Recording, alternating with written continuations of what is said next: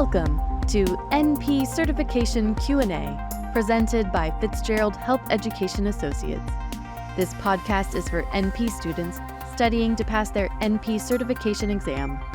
Getting to the correct test answers means breaking down the exam questions themselves. Expert Fitzgerald faculty clinicians share their knowledge and experience to help you dissect the anatomy of a test question so you can better understand how to arrive at the correct test answer.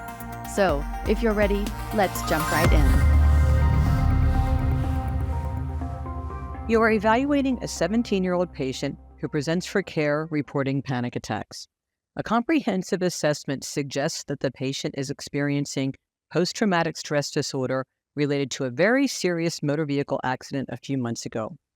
Which of the following medications is the best augment to trauma therapy for this patient?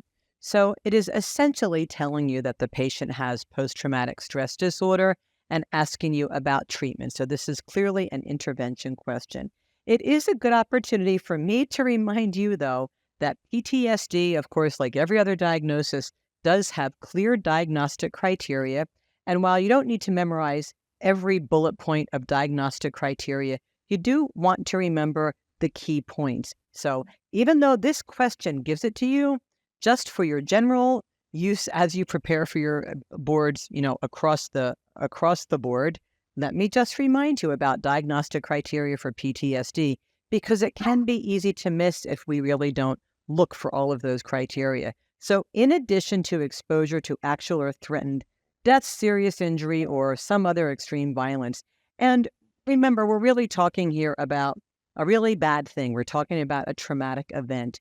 And a traumatic event is whatever it is to the patient, not necessarily what it is to you or me or anybody else. It's about what's traumatic to the patient. So there has to be that history of a traumatic event, either experienced or witnessed.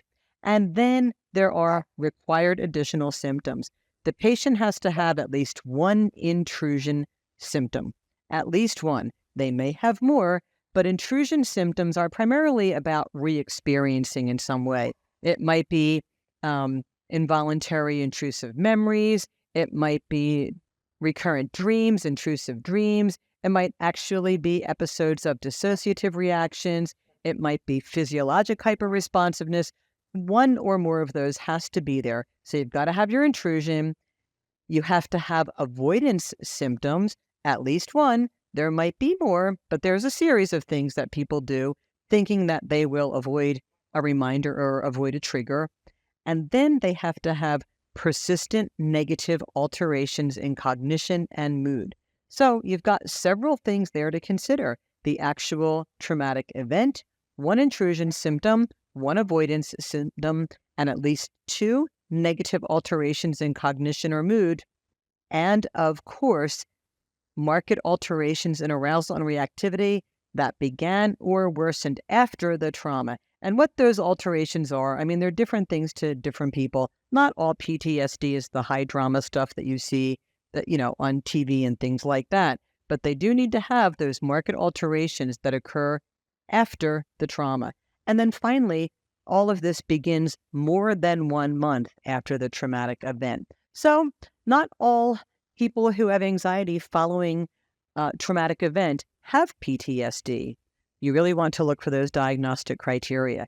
And the reason I mention that is because if someone is truly experiencing PTSD, the first line intervention is a therapist.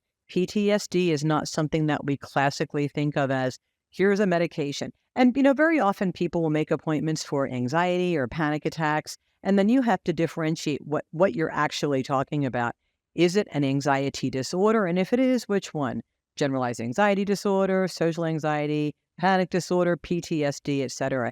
They really all have subtly different treatment modalities. Some anxiety conditions really do best with a medication right off the bat, but some don't. OCD is one of them. PTSD is another one. So in this case, you are told that the patient has PTSD. In another question, you might have to remember those diagnostic criteria, but in this question, you are told the patient has PTSD. So what is the best augment to trauma therapy? So again, the patient has been in therapy. maybe they're not in the remission they want. Maybe the therapist has suggested they would benefit from medication, but then they land in your office for medication. What's the best augment to trauma therapy? Would it be Escitalopram, Venlafaxine, Fluvoxamine, or Sertraline?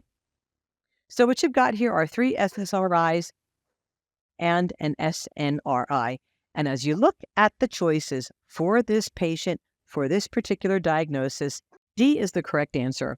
Sertraline and paroxetine are the only 2 medications approved by the FDA for PTSD, and sertraline is the only one approved in adolescents. So there's your answer. Sertraline is also typically the preferred option for anyone who needs pharmacotherapy with PTSD, as it has the most evidence to support its utility. Many other SSRIs or even SNRIs or even the occasional TCA may be used off-label, but sertraline is the best evidence-based option and the only one approved for the adolescent patient. So when it's available to you as an answer choice here, that is the best answer of those provided. Thank you for listening to NP Certification Q&A, presented by Fitzgerald Health Education Associates. Please rate, review, and subscribe to this podcast. And for more NP resources, visit FHEA.com.